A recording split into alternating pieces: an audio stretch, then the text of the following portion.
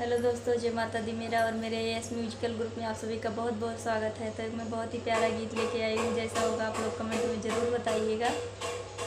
लगे पैरों में ठोकर साहब कैसे, साहब कैसे पिया जावा बीद सवारब कैसे, हो पिया जावा बीद सवारब कैसे।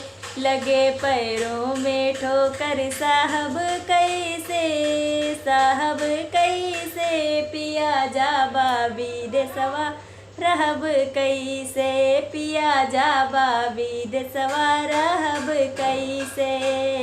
सासू भरोसे तू छोड़ मत जाया, सासू भरोसे तू छोड़ मत जाया, छोड़ मत जाया हो, छोड़ मत जाया। सासू के झगड़ा साहब कैसे, पिया जावा बीद सवारब कैसे। सासू के झगड़ा साहब कैसे, पिया जावा बीद सवारब कैसे। लगे पैरों में ठोकर साहब कैसे, पिया जावा बीद सवारब कैसे, पिया जावा बीद सवारब कैसे। जेठनी भरोसे तू छोड़ मत जाया, छोड़ मत जाया हो, छोड़ मत जाया। जेठनी भरोसे तू छोड़ मत जाया। जेठनी के झगड़ा साहब कैसे, पिया जावा बीद सवारब कैसे, पिया जावा बीद सवारब कैसे। लगे पैरों में ठोकर साहब कैसे, पिया जावा बीद सवारब कैसे, हो पिया जावा बीद सवारब कैसे।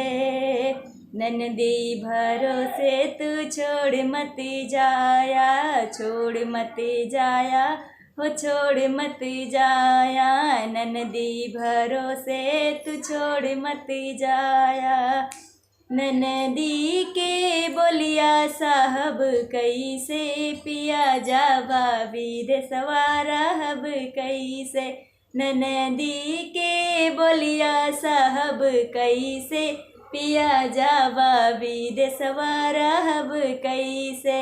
लगे पैरों में ठोकर साहब कैसे, पिया जावा बीद सवारब कैसे, हो पिया जावा बीद सवारब कैसे। लगे पैरों में ठोकर साहब कैसे, पिया जावा बीद सवारब कैसे।